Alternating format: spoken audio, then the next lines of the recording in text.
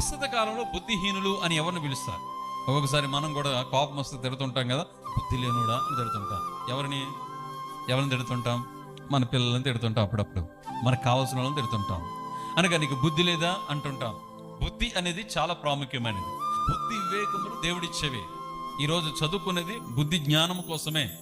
మన ప్రతి విషయంలో కూడా బుద్ధి జ్ఞానం లేకుండా ఏది కూడా చేయలేము. ప్రతి విషయంలో యోచించాలి. అందుకే దేవునికి వాక్యం రాయబడుతుంది కదా, పాముల వలె వివేకులుగా ఉండాలట, పావురాల వలె నిష్కపటులై ఉండాలని దేవునికి వాక్యం రాయబడుతుంది. కాబట్టి మనం చాలా బుద్ధిమంతులుగా ఉండాలి. బైబిల్ గ్రంథంలో 10 మంది కన్యకుల గురించి బైబిల్లో ప్రస్తావించబడింది. అందులో 5 బుద్ధి కలిగిన వారు, 5 బుద్ధి లేని వారు. ఎందుకు 5 బుద్ధి లేని కన్యకులు అని రాయబడిందంటే వారిలో కనిపెట్టే స్థితి లేదు, వారిలో సిద్ధపాటు లేదు, వారు నూనెని సిద్ధం చేసుకోలేదు, దివిటీలు సిద్ధం చేసుకోలేదు. బుద్ధిమంతులైతే వారి సిద్ధపాటుతో వెళ్ళారు.